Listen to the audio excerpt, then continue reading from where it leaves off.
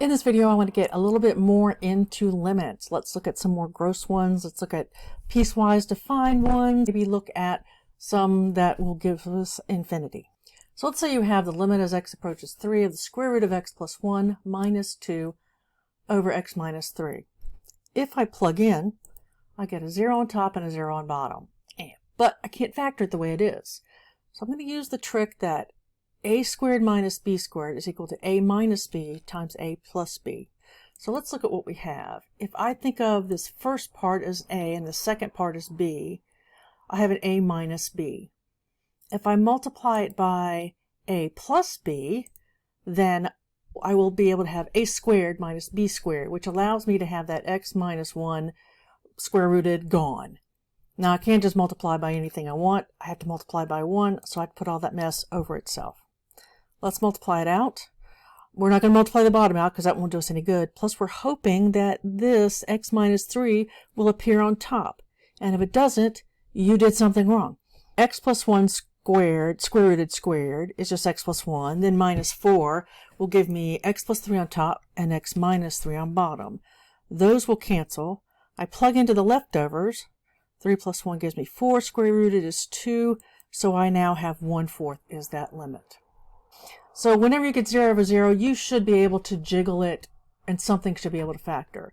Now this doesn't mean, is not necessarily true if you have exponentials or trigs or those other named functions. This is when you have x's and square roots and polynomial type things. So let's check out this one. I have x squared minus 16 over 3 minus the square root of x plus 5 as x approaches 4. When I plug in, I get 0 on the top and 0 on the bottom again. I'm going to pull the same trick, but this time I want to deal with the bottom. I kind of call it the conjugate because you do the same thing with complex numbers. So instead of saying 3 minus the square root, I'll have 3 plus the square root. And again, you have to do it over itself. Multiply out the bottom, so I get the first squared minus the second squared, 9 minus x plus 5. On top I have a mess, but I'll deal with that later. Oh, except maybe I want to factor out that x squared minus 16. Yeah, I do. X minus 4, x plus 4. Because now I can cancel. I don't really have x minus 4 on the top and the bottom. I have 4 minus x. But that x minus 4 over 4 minus x gives me a negative 1. I can plug into the leftovers. And the first one gave me an 8. The second chunk gives me a 6. So the answer is negative 48. What about a piecewise defined function? This is where when x is greater than 3, my function is x squared minus 3. If my function is between negative 1 and 3 inclusive, I'm dealing with the function x plus 3.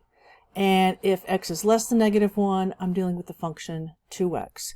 So just kind of a reminder here. If I say f of 4, that means I'm in this first section. If I plug 4 into that, I get 13. If I want f of 0, that means I'm in this section. So I'm going to use this function, and I'll get 0 plus 3 is 3. If I want f of negative 4, then I'm in this last function piece, and I will get 2 to the negative 4, which is 1/16. So now let's try doing limits. X squared minus 3, continuous everywhere. X plus 3, continuous everywhere. 2 to the x, continuous everywhere. So the only place where limits would get weird are at 3 and negative 1, where our function could break. So let's see what we get. X equals 0. Well, it's continuous there. It's in this section. So it's just going to be the value of the function, 3. X approaches 3 from the positive side. That means we are dealing with the first chunk, x squared minus 3. Plug in, I get a 6. The limit as x approaches 3 from the negative side of my function. Well, negative side of 3 is here. So I'm looking at x plus 3. 3 plus 3 is 6. I get the same thing from both directions, which means the limit as x approaches 3 exists, and it is a 6. So now let's check and see what happens at negative 1. The limit as x approaches negative 1 from the positive side. Well, if I'm in the positive side, that means I'm looking at the x plus 3. Plug that in, and I get a 2. If I approach negative 1 from the negative side, things that are smaller than negative 1, I'm looking at 2 to the x. 2 to the negative 1 is 1/2. Because they're different from the left and right, the limit does not exist. Now what about this? The limit as x approaches 0 of 1 over x to the positive side. Remember I said I don't care what actually happens at the point, I want to know what happens as you get close to it. So as I put in numbers smaller and smaller into x, notice I get 1 over 1/2 is 2, 1 over 1/3 is 3, etc. So what's the graph of this look like?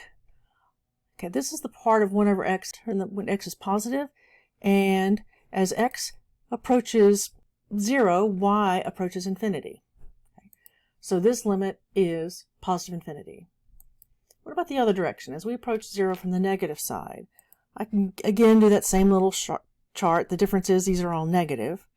Looking at the graph, as x approaches 0 from the negative side, y goes to negative infinity. So that limit is negative infinity, which means the limit does not exist because one is positive infinity and one is negative infinity. Well, let's look at one more. What about 1 over x squared? Notice that as x approaches 0 from the positive side, we're heading up to positive infinity. As x approaches 0 from the negative side, we are also approaching positive infinity.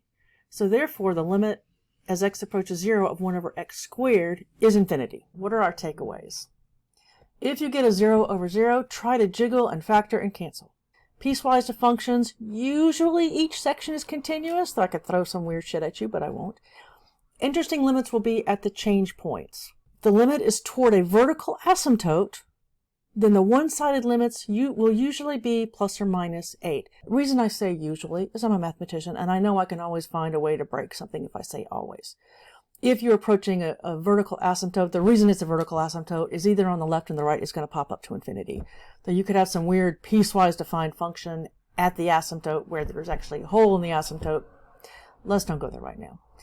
0 over 0, jiggle and factor. Piecewise, check the change points are interesting.